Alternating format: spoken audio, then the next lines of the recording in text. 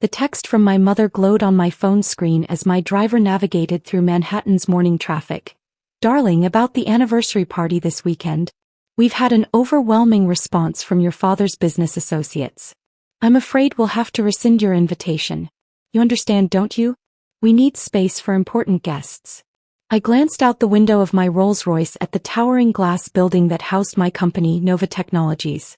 The same building where, in exactly 2 hours, I would be finalizing the acquisition of my father's struggling corporation. Though he didn't know that yet. Ms. Davidson, my assistant's voice came through the car's speaker system. The board members are assembled for the emergency meeting. Your father's company's stock has dropped another 15% this morning. Perfect timing, I murmured, thinking of the anniversary party invitation now sitting in my Manhattan penthouse's paper shredder. Has he accepted the meeting? Yes, Miss Davidson. Your father believes he's meeting with Nova's mysterious CEO about a potential bailout. He has no idea it's you. I smiled, remembering last month's family dinner where my father had bragged about his upcoming meeting with Nova's reclusive founder. The CEO never appears in public, he told everyone at the table. Probably some eccentric tech genius. Not like our Sarah, still dabbling in her little software projects. Little did he know that my little software projects had built a tech empire worth billions, while his traditional manufacturing company had been bleeding money for years.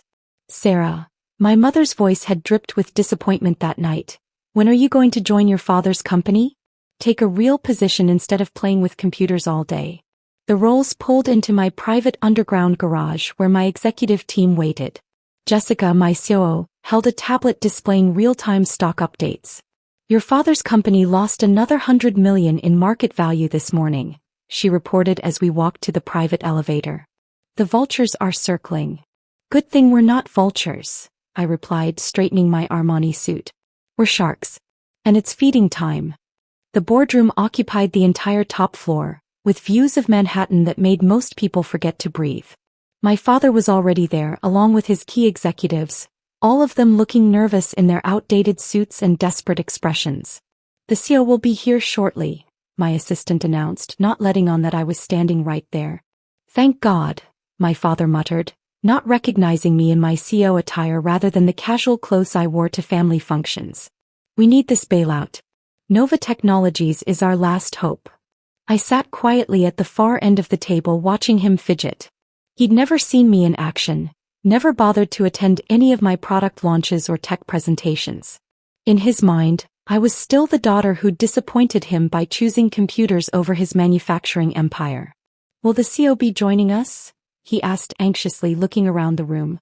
The CEO is already here, I said clearly, standing up. My father's face went through a series of expressions: confusion, disbelief, shock. Sarah? What are you doing here? Where's Nova Sue? You're looking at her, I replied calmly. Though you'd know that if you'd ever bothered to attend any of my company's events, or read any tech news, or simply asked me what I actually do for a living. His face paled as the implications started sinking in. The stock tickers on the wall told the story in brutal clarity. His company's shares in free fall, while Nova Technologies continued its steady climb. This is impossible, he whispered. You play with computers. You're not. Not what, Dad? Not successful. Not powerful. Not worthy of an invitation to your anniversary party. The other executives were frantically Googling on their phones, their eyes widening as they found article after article about Nova's brilliant but private Sue, Sarah Davidson. But your little software company, my father stammered, generated more revenue last quarter than your company has in the past 5 years, I finished for him. Those little software projects you dismissed? They're now worth more than your entire industry sector combined. My phone buzzed, a text from my mother. Darling, are you very disappointed about the party? We just need to maintain certain standards. I showed the message to my father, whose face had turned an interesting shade of gray. Speaking of standards, I said quietly, let's discuss your company's future. Or rather, its lack of one. Because sometimes, the uninvited daughter holds all the invitations that really matter. The boardroom's tension could have been cut with a knife as my father stared at the financial projections now displayed on the massive screen. His company's declining metrics contrasted sharply with Nova's soaring success. As you can see, I continued professionally, Davidson Manufacturing has lost market share consistently over the past decade. Your refusal to modernize, to embrace digital transformation has left you vulnerable. Your stock has dropped 60% this year alone. We've been in business for 40 years, my father protested weakly. We know our industry. Knew your industry, I corrected, pulling up more charts. While you were clinging to outdated methods, we were revolutionizing manufacturing through AI and automation. The very technologies you mocked at family dinners. My phone buzzed again. Another text from my mother. Your father's business associates are very excited about the party. The governor is coming. Surely you understand why we need to be selective. I projected the message onto the screen, watching my father wince as his executives read it. Interesting timing, I mused. The governor. Would that be Governor Richards? Who, coincidentally, just approved Nova's new tech hub project last week. My father's face paled further. You know the governor? Know him? I'm his largest campaign donor. Though you'd know that if you'd attended any of his fundraisers. I was usually the keynote speaker. Jessica stepped forward with more documents. Ms. Davidson, the acquisition papers are ready. Shall we proceed with the vote? Acquisition. My father's voice cracked. What acquisition? Nova Technologies has been buying shares in Davidson Manufacturing through various subsidiaries for the past year, I explained. As of this morning, we own 48% of your company. This meeting is to discuss our offer for the remaining shares. The executives were now openly staring at their phones, reading headlines about Nova's latest conquest. My father grabbed his own phone, fingers trembling as he pulled up his company's stock ticker. The price. It's soaring, he whispered. Yes, I nodded. The market responds well to competent leadership. Speaking of which, I turned to his executives. Those of you who wish to remain with the company will need to interview for your positions. We don't believe in nepotism at Nova. My father's face flushed red. Now see here, young lady. Young lady. I cut him off sharply. I think you mean Ms. Davidson, or C.O. Davidson.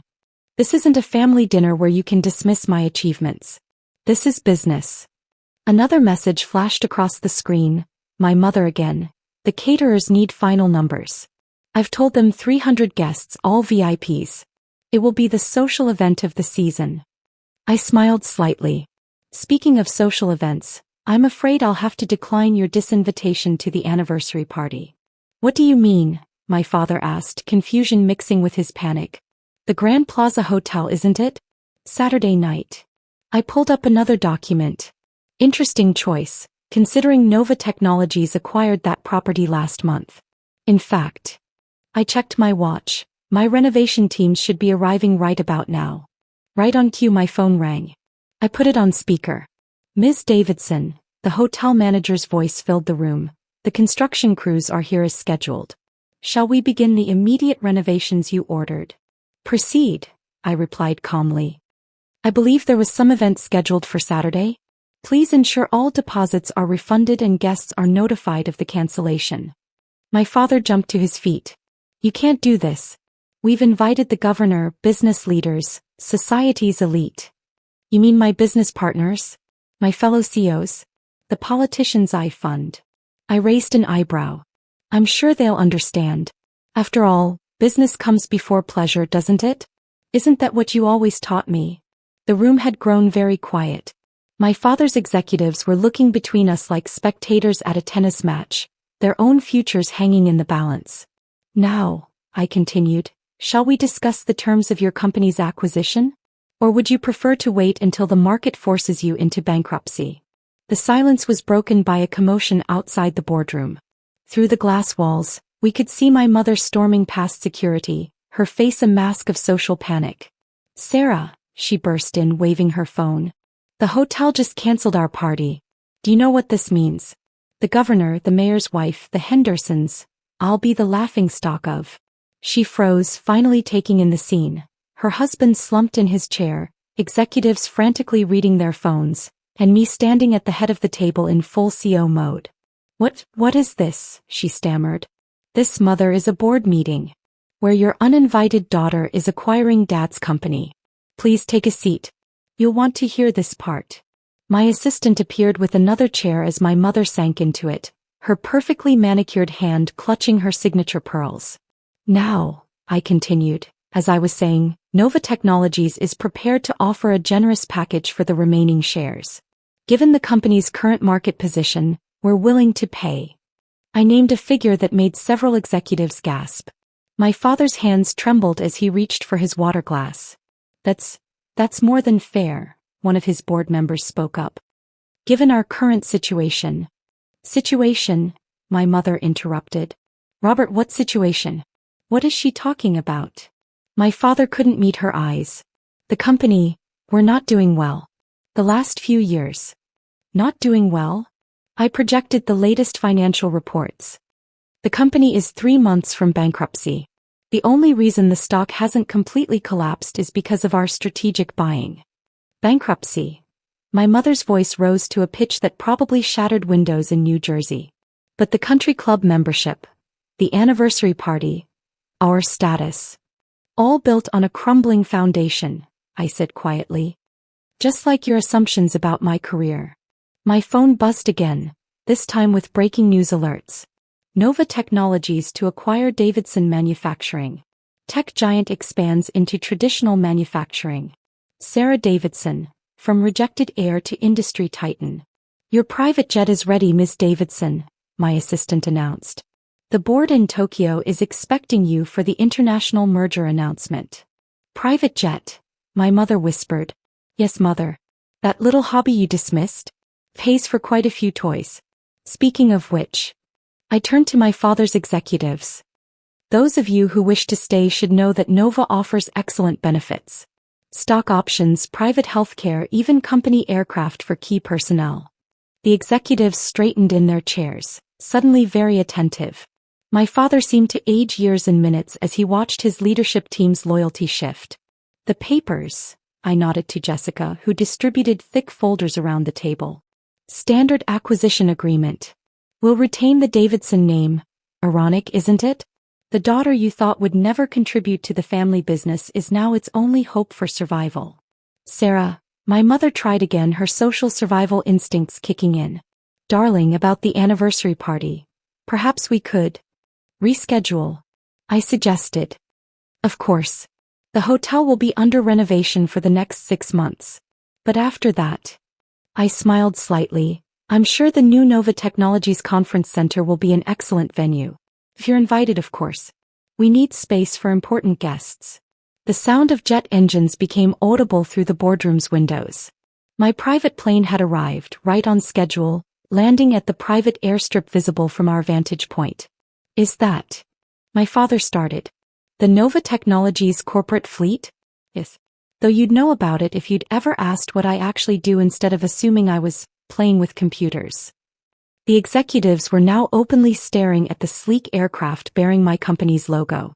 Several were already updating their LinkedIn profiles, hoping to survive the upcoming reorganization. You have 1 hour to sign, I informed them, gathering my things. After that, the offer expires and we'll wait for bankruptcy to acquire the assets at a much lower price. And the anniversary party? My mother asked weakly. Is the least of your concerns right now. Though, I checked my phone. I see most of your guests have already RSVP'd to Nova's annual charity gala next month. Funny how quickly social calendars adjust to new realities. Standing up, I straightened my jacket and headed for the door. When Dad, remember when you said I'd never understand real business? That technology was just a passing trend. He nodded mutely. Next time, try looking up from your outdated manufacturing reports and notice that your disappointing daughter built an empire while you were busy protecting your pride. The jet's engines grew louder, its presence impossible to ignore. Much like my success. Ms. Davidson, my assistant appeared. Tokyo is waiting. Of course, I turned back one last time. Mother, Dad, I'd say I'm sorry about the anniversary party, but, well, business comes first, doesn't it? That's what you always taught me. As I walked out, I heard my mother's shocked whisper. All this time, while we were uninviting her. She was buying us out, my father finished, his voice heavy with realization. The elevator ride to the rooftop helipad was silent. My helicopter waited to transfer me to the private airstrip where my jet stood ready. Sometimes success doesn't need an invitation. Sometimes it arrives on its own terms in its own aircraft, carrying acquisition papers and lessons in humility. They had uninvited me from their anniversary party. I had cancelled it by buying the hotel. Because sometimes the best response to rejection isn't argument or anger. It's excellence so overwhelming that it renders the rejection irrelevant. As my helicopter lifted off, I caught a final glimpse of my parents through the boardroom windows, still staring at the acquisition papers that would save their company while ending their control. They had needed space for important guests. They just hadn't realized their uninvited daughter would become the most important guest of all. The city spread out below me as we headed for my waiting jet, each building a testament to the empire I'd built while they weren't watching. Sometimes the best revenge isn't revenge at all. It's success so complete that it transforms rejection into irrelevance. They had uninvited me from a party. I had invited them to witness true success instead. And as my jet took off for Tokyo, leaving behind a family learning too late about the power of the daughter they'd dismissed, I couldn't help but smile. Because sometimes the uninvited guest doesn't just crash the party. She buys the venue and rewrites the guest list. That's not spite. That's just good business. The jet cruised at 40,000 feet and I gazed out at the clouds below while reviewing the final acquisition documents. My phone buzzed one last time, a message from my father. Sarah, I just signed the papers. You've outmaneuvered me completely. All these years I thought I was teaching you about business, but you were mastering it in ways I never imagined. Your mother is still in shock. The governor just called to congratulate us on joining your empire. He seemed amused. I think I finally understand what real success looks like. I typed back a simple response. Success isn't about invitations or social status, Dad. It's about vision, determination, and the courage to build something extraordinary, even when your own family doesn't believe in you. See you at the shareholders' meeting. Don't worry about an RSVP. Your attendance is mandatory now. Jessica smiled from across the aisle. Ready for Tokyo? Always, I replied, watching America disappear beneath the clouds. After all, uninvited daughters make the best CEOs. We're used to creating our own opportunities. Another student loan payment? Dad tossed my mail across the dinner table with disdain. All that money for a business degree and you're still working as a junior analyst. Should have gone into engineering like I said. I quietly picked up the envelope, remembering the day 3 months ago when I'd actually paid off my loans in full. Not that they knew about my rapid rise at Griffin Global Enterprises, or that I wasn't just a junior analyst anymore. Jane got promoted to senior engineer last week. Mom chimed in, referencing my childhood friend. Making 6 figures now. If only you'd listened to your father. I suppressed a smile, thinking about the 7-figure bonus sitting in my investment account. The same bonus I'd earned for orchestrating Griffin's most successful international expansion. How's the job hunt going? Dad continued, between bites of Mom's meatloaf. Any real positions opening up at Griffin? Maybe in maintenance or reception. At least then you'd be in the same building as actual executives. If only he knew I had the corner office on the top floor. Still just analyzing data, I replied vaguely, using their assumptions as a shield. For 3 years I'd let them believe I was struggling. Partly because I was tired of their criticism, but mostly because I enjoyed the irony of their ignorance. Emily, Dad sighed, using his disappointed parent voice, you need to be more ambitious. Look at me, 30 years at Griffin, worked my way up to senior maintenance supervisor. That's real work, not pushing papers and making spreadsheets. I nodded, remembering how just yesterday I'd approved his department's budget, cutting it by 15% due to inefficiencies I'd identified. The memo would hit his desk tomorrow. The company party is next week, Mom mentioned. Your father gets to bring family this year. You should come, network with some real professionals. I wouldn't miss it, I said truthfully. After all, I was hosting it. The week passed in a blur of executive meetings and international conference calls. While Dad fixed ventilation systems and bragged about his inside knowledge of corporate operations, I was restructuring entire divisions and negotiating multi-billion-dollar deals. My phone buzzed during a board meeting, a text from Mom. Don't forget to dress professionally for the party. First impressions matter. I glanced down at my Armani suit and Louboutin heels, then at the nameplate on my desk. Emily Chin, Griffin Global Enterprises. Everything okay, Ms. Chin? My CFO asked. Perfect, I smiled. Just confirming details for tomorrow's party. Speaking of which, has everyone signed off on the new organizational changes? Yes, ma'am. Including the maintenance department restructuring. Though some supervisors might be surprised by the budget cuts. I thought of Dad's face when he'd see the memo. Change can be surprising. The night of the party arrived, and I watched from my office as employees and their families filed into Griffin's grand ballroom. Mom had insisted on doing my makeup and helping me choose an outfit. I'd let her fuss over me before changing into my actual party attire at the office. Miss Chin, my assistant Michael appeared. Everything's ready. The board members are in position, and the organizational announcement is prepared for your speech. Perfect. And my parents. Your father is currently telling anyone who'll listen about his direct line to executive decisions. Your mother is at the buffet, explaining how her daughter works, somewhere in data entry. I smoothed my designer dress and checked my reflection. Time to adjust their perspective. The ballroom fell silent as I approached the podium. Dad was mid-story about his maintenance expertise, while Mom arranged appetizers on her plate. Neither had noticed me yet. Welcome to Griffin Global's annual family celebration. I began, my voice carrying through the professional sound system. Dad's head snapped up. Mom's plate clattered. For those who don't know me, I'm Emily Chin, CEO of Griffin Global Enterprises. And we have some exciting announcements about the company's future direction. The look on their faces was worth 3 years of playing along with their assumptions. The silence that followed my introduction was broken only by the sound of Mom's appetizer plate hitting the floor. Dad stood frozen, his champagne glass suspended halfway to his mouth, as his colleagues turned to stare at him. The maintenance supervisor who'd been bragging about his corporate insights, now revealed as the CEO's clueless father. Before we begin, I continued smoothly, I'd like to acknowledge our long-term employees, including our maintenance supervisor, Robert Chin, my father, who's been with Griffin for 30 years.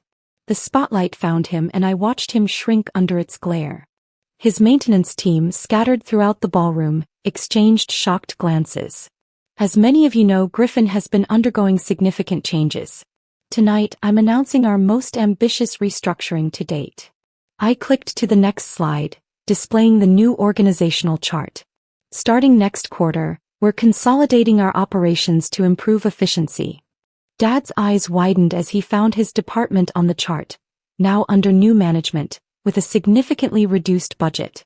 Of course, I added, my voice carrying a hint of irony only my parents would understand, these changes are based on thorough data analysis. Something my business degree proved quite useful for. The board members chuckled. They'd heard about my parents' dismissal of my education during the vetting process for my CEO appointment. It had become something of an inside joke during board meetings. Miss Chin, my CFO approached the podium right on cue. Shall we discuss the international expansion? Of course. But first I see my mother by the buffet. Mom, would you like to join us? I believe you were just telling Mrs. Peterson about my job in data entry. Mom's face turned scarlet as Mrs. Peterson, the wife of our Asia-Pacific director, tried to hide her smile. Emily, she whispered as she reluctantly approached, why didn't you tell us? Tell you. I raised an eyebrow. Like when I tried to tell you about my promotion to director of operations. You were too busy comparing me to Jane's engineering career. Or when I made executive vice president. Dad was explaining why real work doesn't happen in offices. The ballroom had grown uncomfortably quiet, hundreds of employees watching this family drama unfold. Dad finally unfroze, placing his champagne glass on a nearby table with a shaking hand. But you're just... He stammered. Just what, Dad? Just a paper pusher? Just wasting my degree? Just a disappointment compared to all those engineers you admire. Michael appeared at my elbow. Miss Chin, the Tokyo office is on the line about the merger. Put them through to the main screen, I instructed, watching my parents' faces as the massive display lit up with a live feed from our Japanese headquarters. Chin-sama, the Tokyo team bowed respectfully. The contracts are ready for your approval. $5 billion as negotiated. Dad's knees actually buckled. A nearby executive caught his arm, helping him to a chair. Excellent. I responded in fluent Japanese, another skill they dismissed as impractical. Process the transfer. I'll review the final documents in the morning. As the screen went dark, I turned back to the stunned audience. Now about those organizational changes. The next hour was a blur of announcements, presentations, and strategic reveals. Throughout it all, I watched my parents from the corner of my eye. Mom had found a seat next to Dad, both of them staring at me like they'd never seen me before. In a way they hadn't.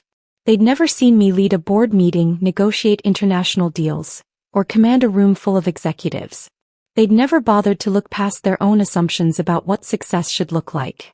And finally, I concluded, we'll be opening our new Silicon Valley campus next month. The Chin Innovation Center named after. I paused for effect. My grandmother who sold her wedding ring to help pay for my worthless business degree. That got Dad's attention. His mother's sacrifice had been a point of contention for years. He'd called it a waste of family resources. Questions? I asked the room. Hundreds of hands shot up, but all I could see was my parents' hands remaining firmly in their laps, their worlds quietly imploding. Mr. Chin, I called out, enjoying how Dad flinched at the formal address. As maintenance supervisor, perhaps you'd like to share your inside knowledge about our corporate direction? You seemed to have plenty to say earlier. After the presentations concluded, I watched from the elevated platform as my parents sat shell-shocked at their table, barely touching the gourmet dinner being served. Around them, employees and executives buzzed with excitement about the announced changes, occasionally throwing curious glances their way. Your father's maintenance team is requesting an emergency meeting, Michael murmured, appearing at my side. Apparently, they're concerned about working under the CEO's father after his numerous claims of executive insight. Schedule it for Monday, I replied, taking a sip of champagne worth more than Dad's monthly salary. And send them the complete efficiency reports. Let them see exactly why their department is being restructured. And your mother has been trying to access your office, he added. She told security she's the CEO's mom and demanded to see your credentials. I couldn't help but laugh. How the tables turn. Remember last Christmas when she told everyone I was still finding my way, career-wise? The irony was delicious. For years they'd dismissed my career choices, my education, my entire professional path. Now they were scrambling to understand how their underachieving daughter had become their boss. Miss Chin. One of the board members approached. That was quite a revelation about your parents. Though I must say their previous comments about your career make our quarterly profit margins even more impressive. Nothing motivates quite like parental doubt, Richard, I smiled. Speaking of which, I nodded toward my parents' table, where Dad was now arguing quietly but intensely with Mom.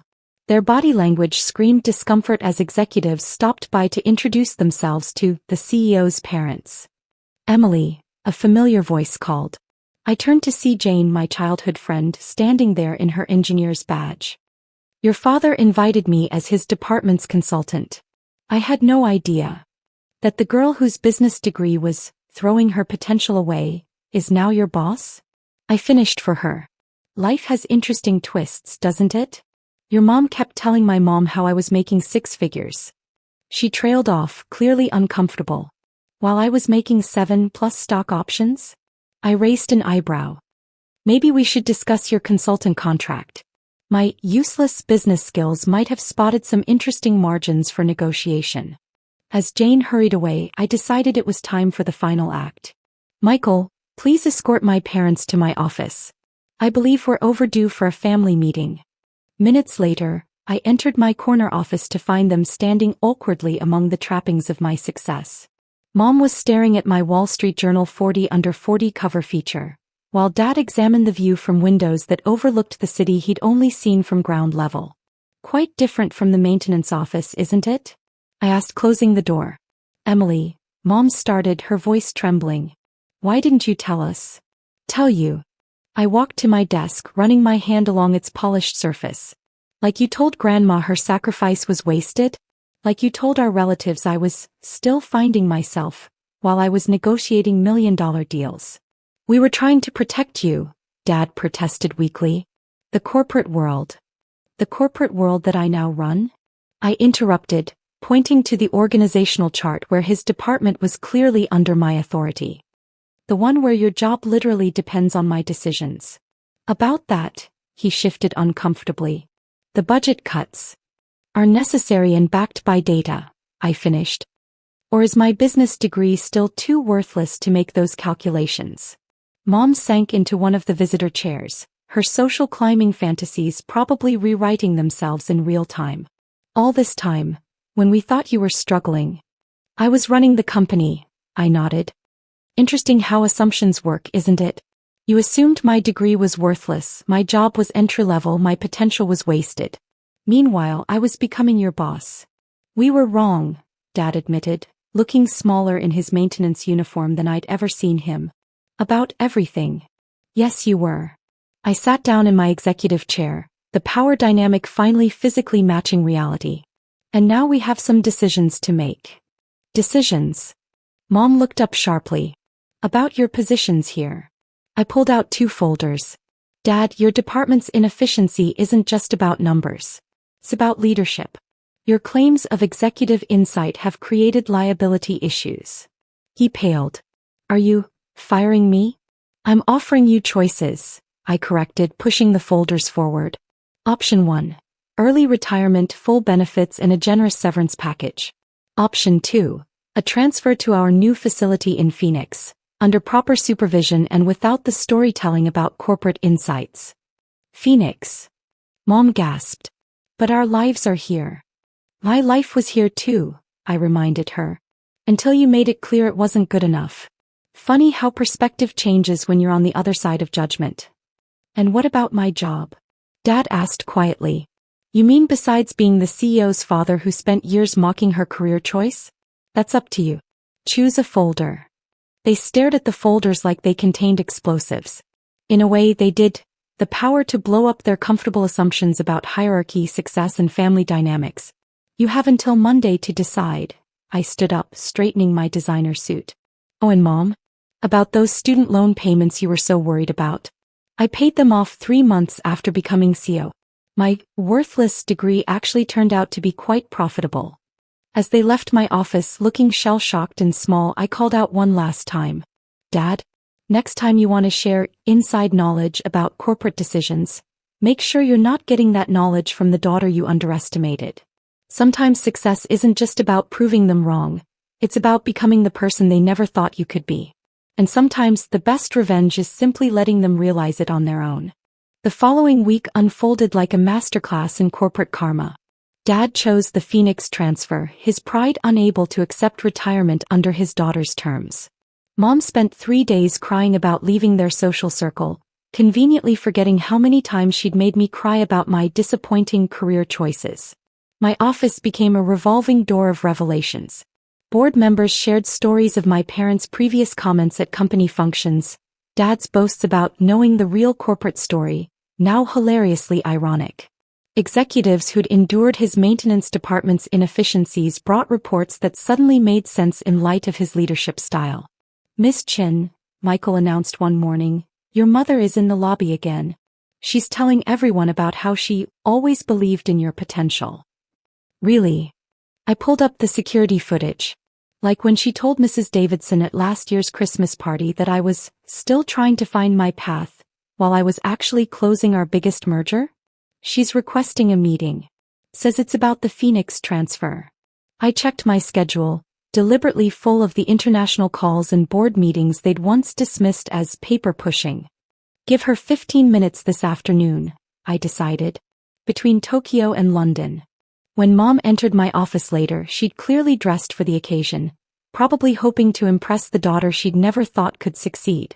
Emily, she started, clutching her designer knockoff bag, about Phoenix.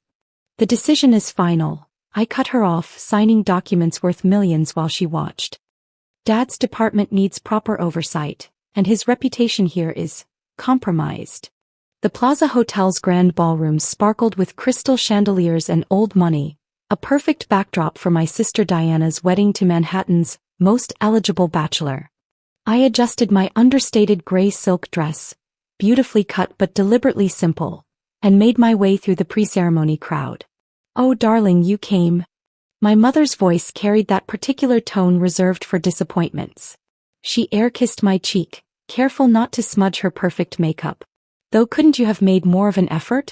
It's your sister's big day. I touched the delicate fabric of my dress, custom-made in Milan last week. I thought this was appropriate. Appropriate for a business meeting maybe. Diana appeared in a cloud of white tulle and diamonds, her wedding dress probably costing more than most people's homes. Couldn't afford a proper outfit? I told Mom we should have helped you with the expenses. The irony made me smile. While they'd been planning this wedding for a year, I'd been building an aviation empire in secret.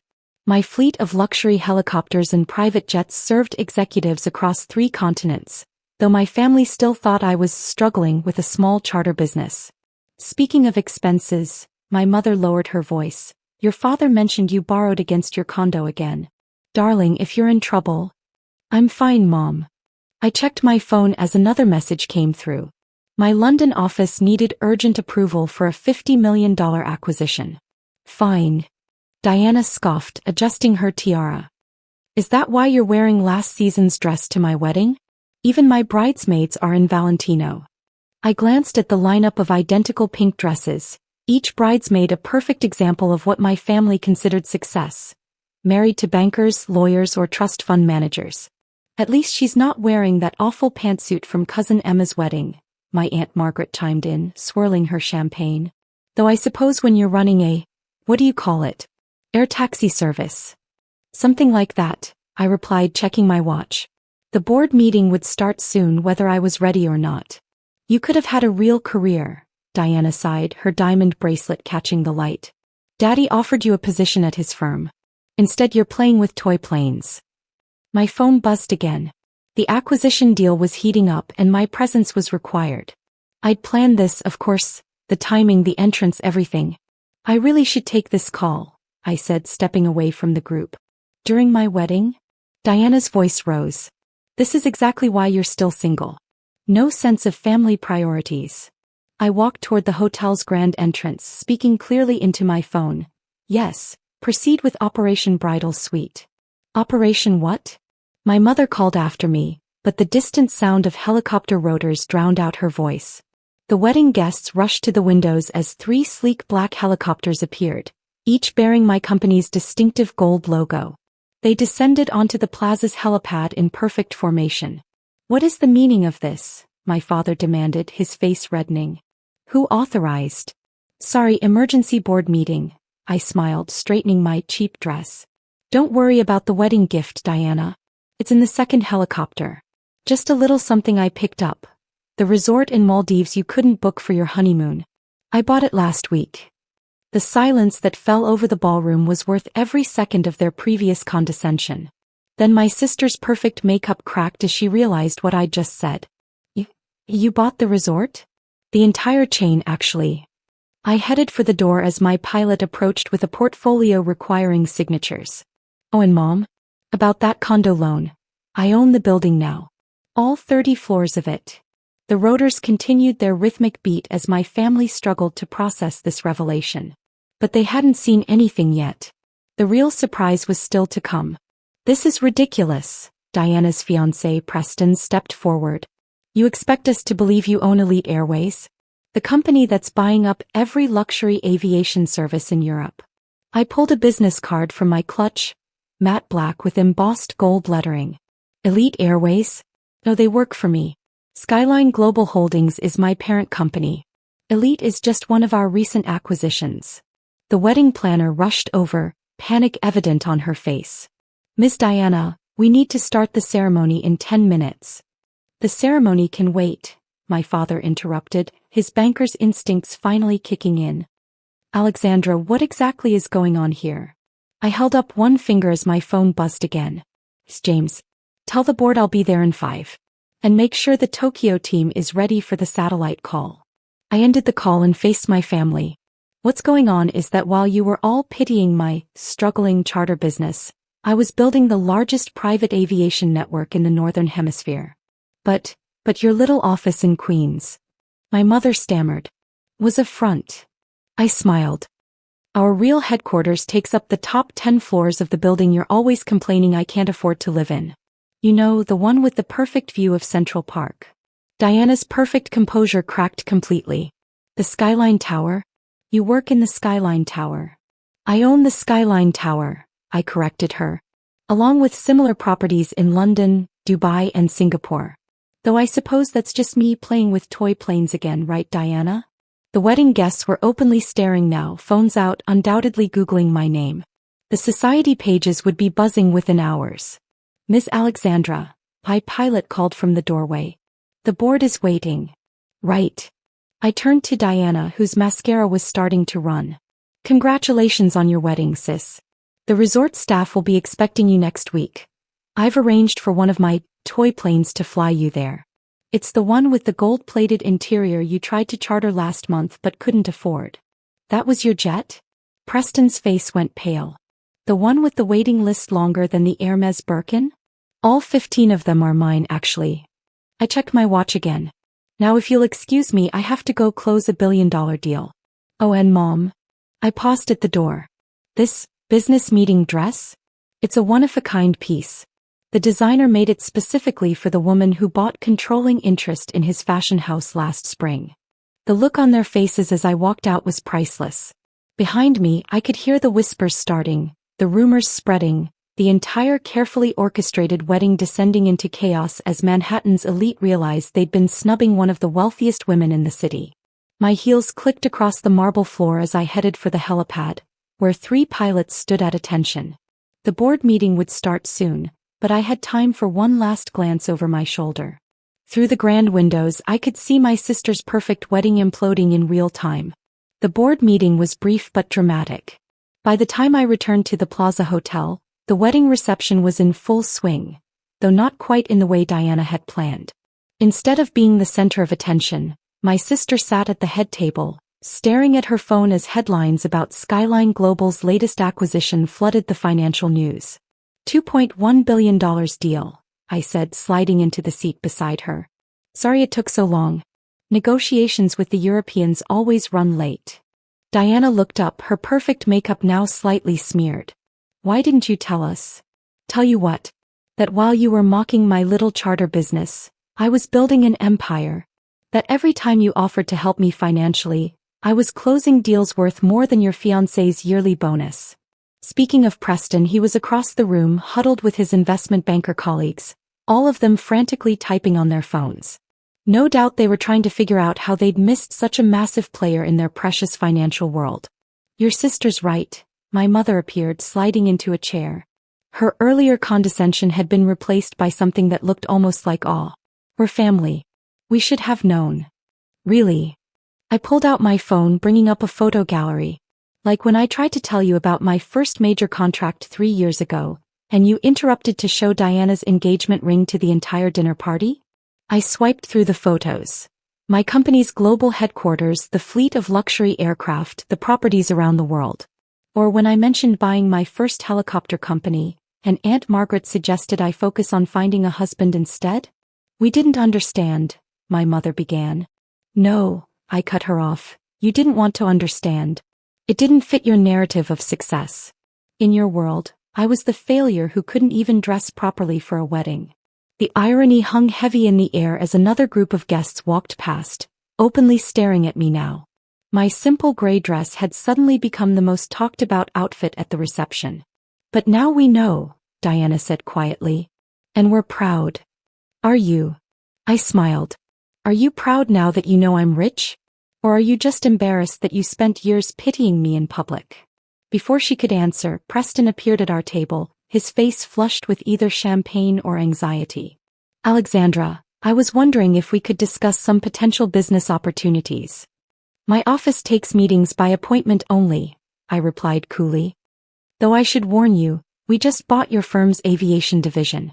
You might want to check your inbox. His face went pale. What? The deal closed during my emergency board meeting.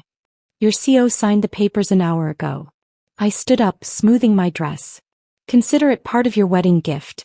Starting Monday, you'll be working for me. The band chose that moment to start playing, but few people were dancing. Instead, the ballroom had turned into an impromptu networking event, with every guest trying to catch my eye or edge closer to our table. My father approached, looking more uncertain than I'd ever seen him. Alexandra, about that position at my firm. You mean the junior analyst role you offered me last Christmas? I checked my phone again. I'm afraid I'm a bit overqualified now. But I might have an opening for you. An opening? Skyline Global is expanding into private wealth management. We could use someone with traditional banking experience. I paused. Of course, you'd have to interview like anyone else. The mighty Richard Harrison, who'd never worked for anyone but himself, actually seemed to be considering it. I'd be interested. Excellent. My HR team will contact you. I turned back to Diana, whose perfect wedding day had turned into something entirely unexpected. Now about that honeymoon resort. You really bought it? She whispered. The entire chain. 18 properties across 12 countries. I pulled out an envelope. Your suite is confirmed for next week. I'm sending my personal jet, the one with the bathroom bigger than your first apartment. The whispers around us grew louder as more wedding guests realized who they were really sharing the room with. My mother's society friends were practically tripping over themselves to catch my attention, their earlier disdain magically transformed into desperate admiration. But the real power play was just beginning. I stood up, straightening my designer dress as my phone buzzed with another notification. If you'll excuse me, I smiled. I have another meeting. Someone's trying to buy the Plaza Hotel. I paused for effect. I should probably tell them it's no longer for sale. Why not? Diana asked, though I think she already knew the answer. Because as of this morning I own it. I turned to leave, then looked back one last time. Consider it my real wedding gift. After all, what's better than getting married at the Plaza? Owning it. 1 month after Diana's wedding, I sat in my penthouse office atop the Skyline Tower, watching the sunset paint Manhattan's skyline in shades of gold. The view of Central Park stretched out below, a green oasis in the concrete jungle where I'd built my empire. My assistant knocked softly. Your family is here for the dinner meeting. I smiled, remembering how these monthly family dinners used to be held at my parents' house, where they'd spend hours questioning my life choices. Now they came to me. Send them in. They entered with a different air now. Gone was the condescension, replaced by a mixture of respect and lingering amazement. Diana and Preston had just returned from their honeymoon at my resort, sporting fresh tans and humbled attitudes. Alexandra, my father nodded, taking in the spectacular office with its wall of screens displaying Skyline Global's worldwide operations. The Tokyo acquisition closed today, I said, gesturing to the leather seats around my conference table. And Preston, your transition team has the reports I requested? My brother-in-law straightened his tie. Yes, the aviation division's numbers are exceeding projections under the new structure. Good. I turned to Diana, who was studying me with new eyes. And how was the resort? Amazing, she admitted. The staff told us how you transformed the entire chain in less than a year. The sustainability initiatives, the local community programs. Business isn't just about profit, I replied, pressing a button that dimmed the windows and activated the presentation screens. It's about impact. My mother leaned forward. Darling, about the Plaza Hotel. The renovation plans are approved. We're turning the East Wing into a technology innovation center. Free coding classes for underprivileged girls. I smiled. Remember when you said I was wasting my time teaching computer skills at the community center? She had the grace to look embarrassed. We were wrong about so many things. You were, I agreed, pulling up the latest company statistics. But now you have a choice. You can either remain stuck in your old worldview, or you can join me in building something meaningful. What do you mean? My father asked. I distributed tablets around the table. Skyline Global is launching a charitable foundation. Education, technology access, entrepreneurship support. I'm offering you all positions on the board. Us. Diana looked surprised. But we don't know anything about. You'll learn, I interrupted.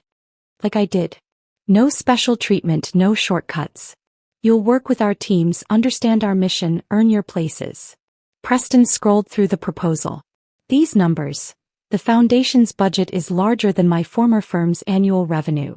Money is only valuable when it creates change, I said, standing to face the city lights. Remember all those society events where you showcased your wealth? Let's showcase what wealth can do instead. My mother dabbed at her eyes. You've become extraordinary. I always was, Mom. You just couldn't see it through your designer glasses. The next hour was spent reviewing plans, assigning responsibilities, setting expectations. My family learned more about business strategy in that meeting than in all their years of cocktail party networking. As the evening wound down, Diana lingered behind the others. That dress, she said quietly. The one you wore to my wedding.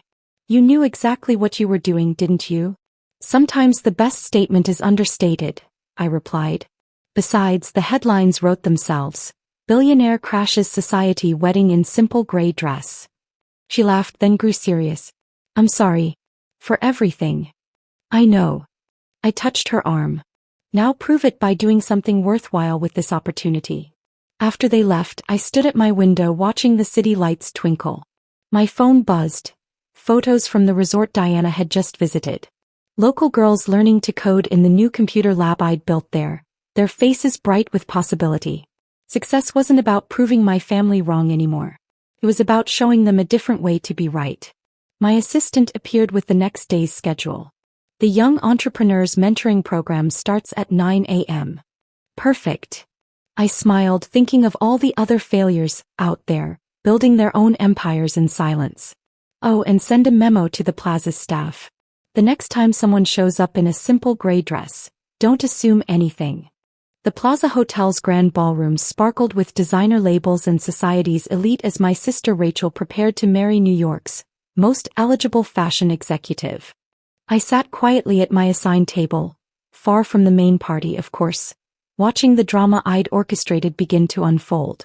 Oh, Sarah's still doing her little sewing thing, I overheard Rachel telling her fashion industry friends, all draped in clothes from her moderately successful boutique label. In her garage, can you believe it?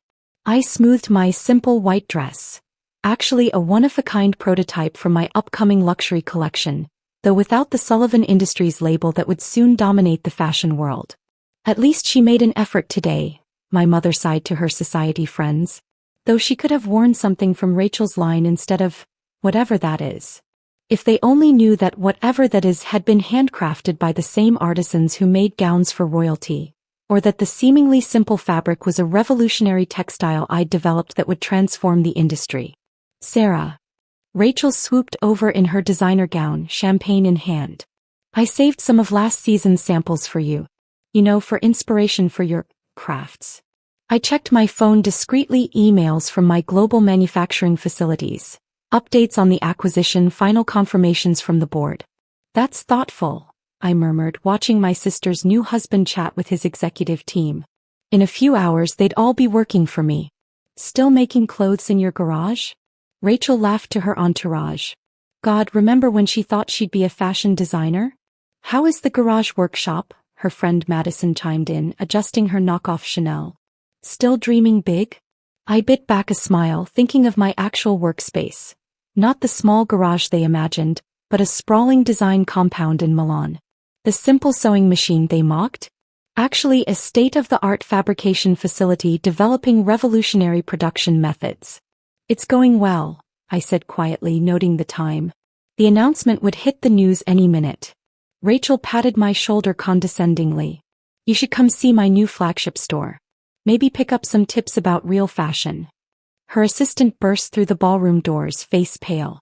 Ms. Watson. Sullivan Industries just bought us. They've acquired the entire company. Rachel's champagne glass shattered on the marble floor. What? That's impossible.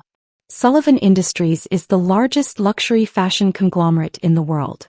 They wouldn't. They did. The assistant thrust a tablet forward. The CEO signed the papers an hour ago. We're now a subsidiary of Sullivan Global. But... Rachel grabbed the tablet, her perfectly manicured hands shaking. The CEO of Sullivan Industries is... I stood slowly, pulling my CEO badge from my clutch. Sarah Sullivan. That would be me. The ballroom fell silent as my sister stared at the badge, at the empire-building sister she'd dismissed as a hobby seamstress. The garage workshop you mocked? I continued calmly. A cover for my main design facility. Those craft projects? Prototypes for luxury collections. That simple sewing machine? $1 million fabrication system developing proprietary textiles. Rachel swayed slightly in her designer gown, now technically owned by her nobody sister. Your new flagship store? I smiled slightly. I own the building. Actually, I own the whole block. Along with most of the luxury retail space in Manhattan. Sometimes the best-kept secrets are hidden behind a needle and thread, wrapped in assumptions people are too quick to make. Mother clutched her pearls.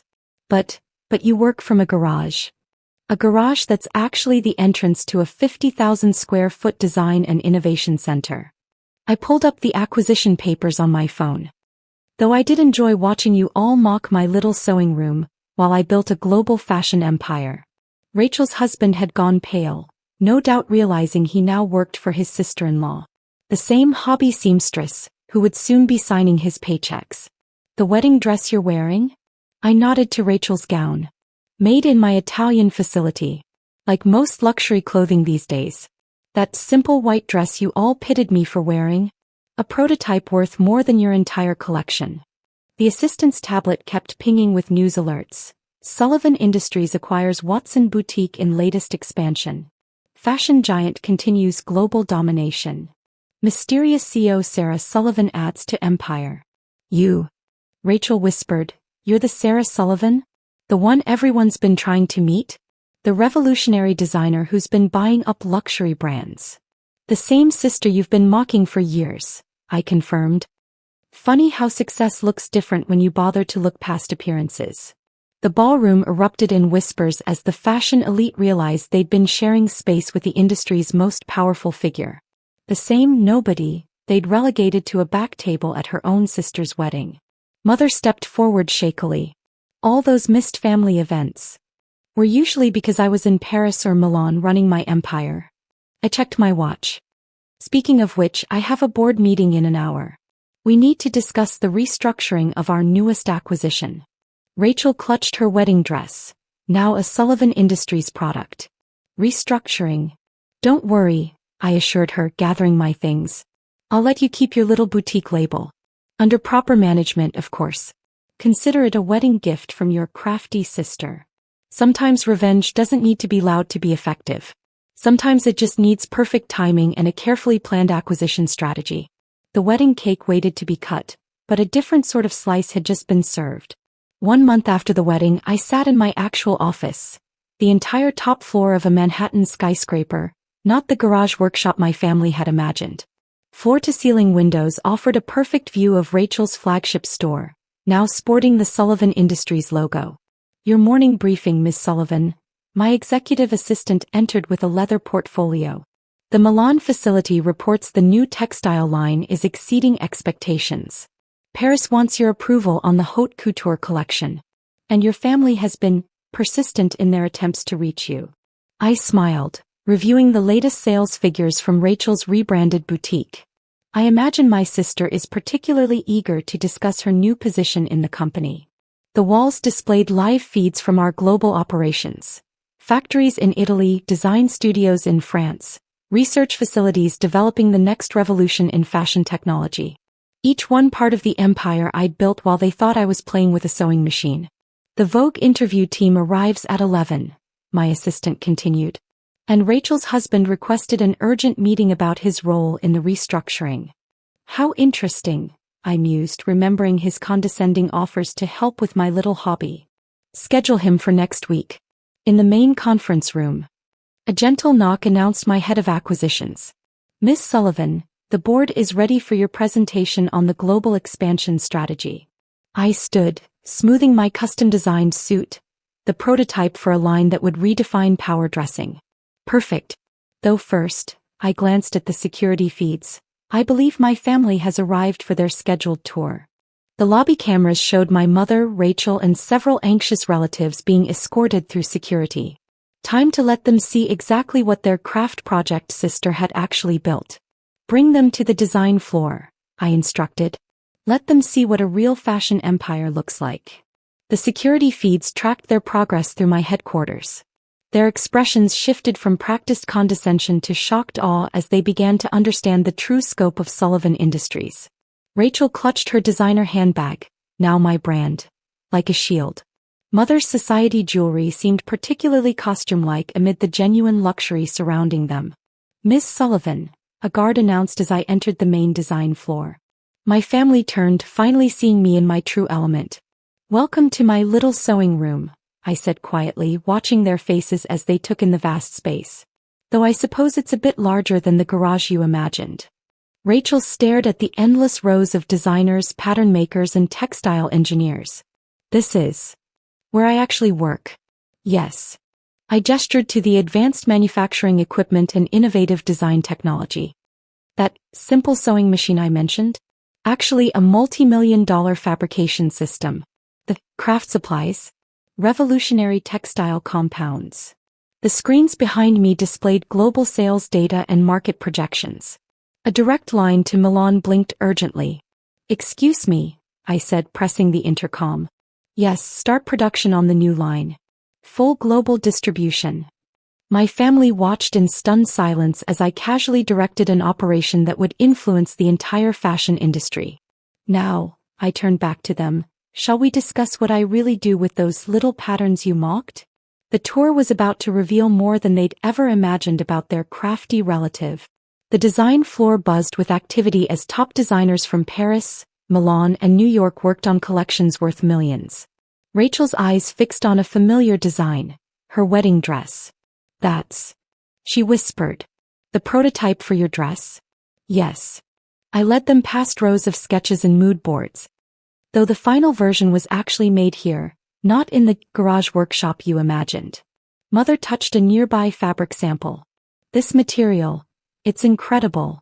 "A Sullivan Industries exclusive," I confirmed. "The cheap fabric you criticized at the wedding? A revolutionary textile that's about to transform the industry. Worth more per yard than most designer dresses." The screens above us displayed global marketing campaigns, each featuring designs I'd created while they thought I was playing dress-up.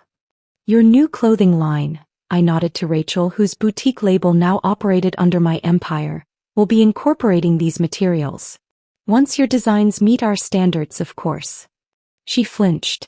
The preliminary review of her collection had been brutal, especially coming from the sister she'd dismissed as amateur.